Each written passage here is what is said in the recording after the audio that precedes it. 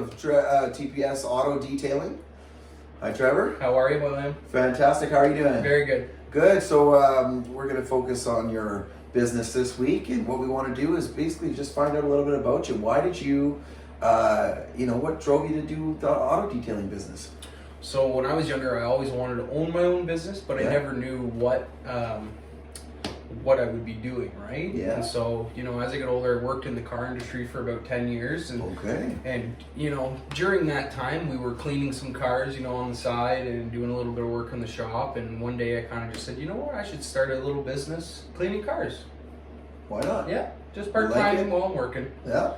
So you're doing that, you started that when you were working in the auto business? Yep. Okay. I just started it slowly out of my garage, and I just, over the last 5 and 6 years, I've slowly built the business up to the point where we've turned it into a full-time business now. Fantastic. Yeah. How long have you been going full-time? So, June of this year will be a full year that we've been full-time. Congratulations. Thank you. 1 full year in business full-time. It's fantastic. Yeah. And they phone us. We will go out of our way to try to help them because, we don't want to see anybody in a situation where they're stuck with a car that smells for a long period of time. Not the funnest job, but we will get in there and get it clean for you, no problem.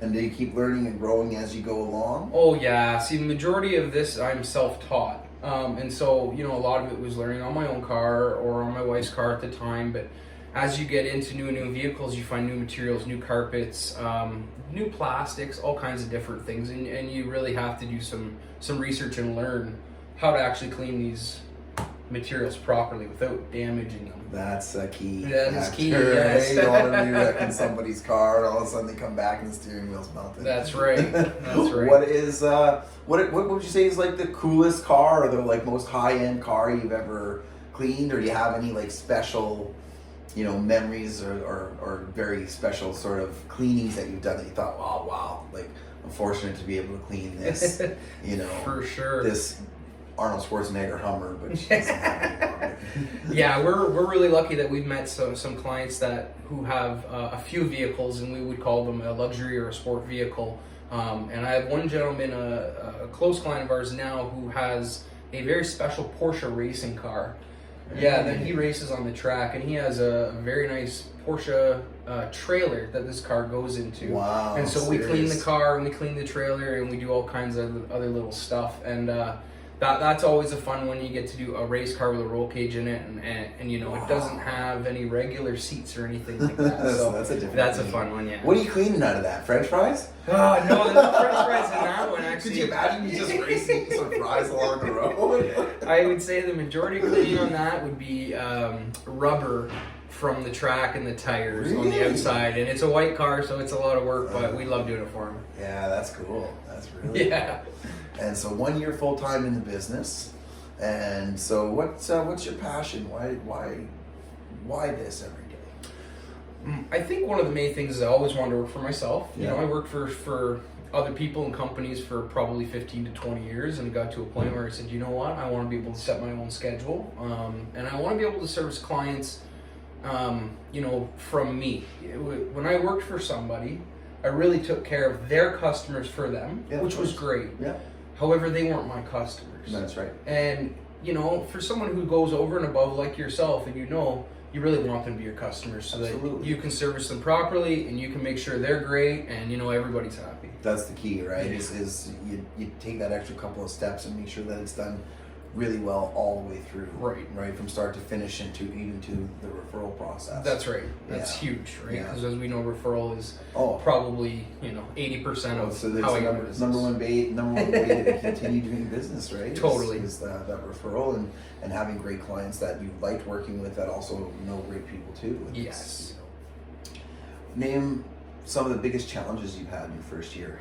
Because you said you wanted to be an entrepreneur for a long time. Yeah. So there's always and for those of you who haven't gone down that path, right? So these are some things that maybe for some of our viewers that haven't been through it, So what even one or two of the biggest challenges or hurdles you've had to surpass to get that first year under your belt?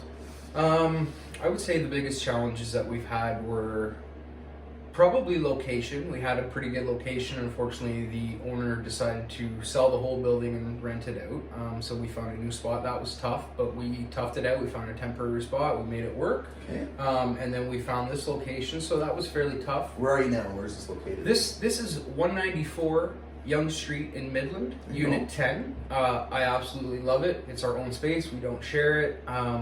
We keep it clean, and yeah, it's That's nice good. to have our own spot to do stuff. Yeah, you know where you're going every day. That's you right. You know what you're doing. You've got your schedule laid out for you, or you've laid out your schedule, I should say. Yeah. And so, so location was a big challenge. I can imagine that, especially when you've got clientele going to one spot, Yeah. and now they're going somewhere else, and then somewhere For else, and sure. somewhere else, and coming with you. Yeah. And we were just getting into the last question of the day, and it's if there's one movie that you're flipping through the channels and it's on, or you've got some extra time, you're in the mood for an old movie that you really enjoy. What would that one movie be that is your go-to? You watch it when it's on. And, it doesn't matter where it is. You catch it in the middle and you leave it on. What would that movie be? I'd have to say the movie Tommy Boy. Yeah. Chris Farley and David Spade. Okay, why? Just a classic, very funny.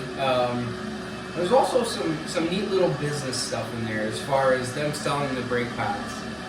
Especially when you see his dad selling the guy, at his wedding after a few drinks. Just fantastic. Yeah. Yeah.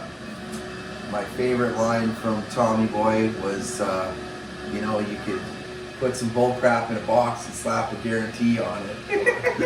You can get a hell of a look at a T-bone steak by sticking your head up a bull's ass, That's- but I'd rather take the butcher's word for it. That's That's it. how it goes. That's it. And then the guy had the nerve to say I could sell a ketchup popsicle to a woman wearing white gloves, and I found that was fantastic. That was my favorite. Right on. Well, thanks again, Trevor, and thanks for letting us into your world a little bit and to your business. And we'll see. We'll get this up, and we'll get you in the spotlight of the week, and Right on. We'll get some stuff happening. So yeah, this is great. And this is another local business run by a local guy. Born and raised in the area, and took a leap of faith and the risks that go with that. Yep. And celebrating 1 year. Yes. So congratulations on that, man. Good for you. Thank you very much, Lou. Absolutely. We appreciate your time.